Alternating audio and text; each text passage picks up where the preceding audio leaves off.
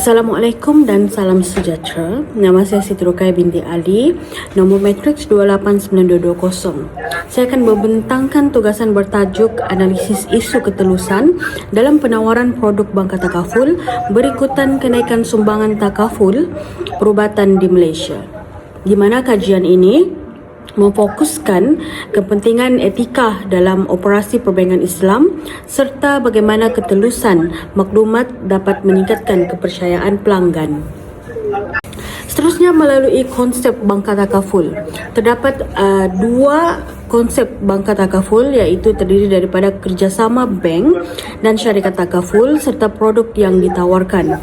Banka takaful ialah kerjasama antara institusi perbankan dengan syarikat takaful bagi menawarkan produk perlindungan kepada pelanggan melalui bank. Antara produk yang ditawarkan ialah takaful keluarga, takaful perubatan dan takaful kemalangan. Berbeza dengan insurans konvensional, takaful berasaskan konsep tolong-menolong atau ta'un dan bebas daripada unsur riba, gharar dan maisir. Namun berikutan daripada isu ini, terdapat isu-isu tersemasa yang dapat kita perlihatkan, di mana salah satunya adalah melalui kenaikan sumbangan takaful perubatan. Kedua adalah melalui pengumuman Bank Negara Malaysia sendiri, di mana isu utama ialah kenaikan sumbangan takaful perubatan akibat peningkatan kos rawatan kesihatan. Pada Disember 2024, Bank Negara Malaysia memperkenalkan beberapa langkah seperti kenaikan secara berperingkat dan penyediaan plan alternatif bagi membantu peserta takaful. Namun begitu, isu sebenar bukan hanya kenaikan harga tetapi juga ketelusan maklumat kepada pelanggan. Kajian mendapati terdapat 3 amalan yang boleh menimbulkan isu etika. Yang pertama adalah pelanggan tidak diberikan penerangan lengkap mengenai perubahan sumbangan dan pengecualian perlindungan.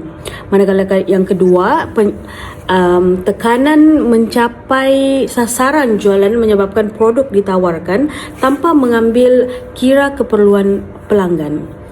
Dan terakhir, yang ketiga, wujud konflik antara keuntungan institusi dengan kepentingan pelanggan. Namun, terdapat punca permasalahan ataupun faktor yang berlaku diakibatkan daripada isu ini, di mana antara punca utama ialah pelanggan masih kurang memahami konsep takaful dan produk kewangan Islam yang semakin kompleks. Selain itu, persaingan dalam industri menyebabkan fokus lebih diberikan kepada jualan berbanding pendidikan pelanggan. Terdapat juga kekurangan kefahaman terhadap nilai amanah, kejujuran dan keadilan dalam Islam. Namun, dapat kita perhatikan daripada isu ini terdapatnya konflik, kesan permasalahan dan seterusnya kita kepada kesan permasalahan tersebut, di mana isu ini memberi kesan kepada pelanggan kerana mereka menanggung beban kewangan yang lebih tinggi dan hilang keyakinan terhadap produk kewangan Islam. Bagi institusi perbankan pula, reputasi serta kepercayaan pelanggan boleh terjejas, di mana secara keseluruhannya imej industri kewangan Islam turut terkesan jika aspek etika tidak dipelihara. Dan terdapat cara penyelesaian masalah ataupun faktor yang disebabkan daripada isu ini, di mana kajian mendapati antara penyelesaian masalah yang dapat dicadangkan adalah seperti memperkukuhkan prinsip amanah dengan memberikan maklumat yang tepat dan lengkap kepada pelanggan. Selain itu, institusi perlu mengamalkan prinsip keadilan, meningkatkan ketelusan maklumat, mengutamakan maqasid syariah dan memperkasakan peranan jawatan kuasa syariah dalam memantau pemasaran produk.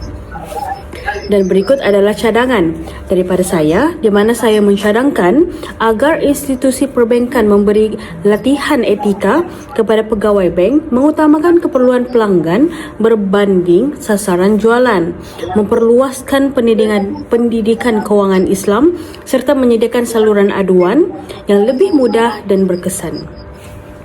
Dan akhir sekali, daripada saya adalah sebagai kesimpulan, ketelusan dalam penawaran produk banka takaful amat penting bagi memastikan pelanggan memahami produk yang ditawarkan. Institusi perbankan Islam bukan sahaja perlu mematuhi syariah dari sudut kontrak, malah perlu mengamalkan nilai amanah, keadilan dan tanggungjawab sosial. Dengan meningkatkan ketulusan dan pendidikan pelanggan, industri kewangan Islam akan terus mendapat kepercayaan masyarakat. Terima kasih.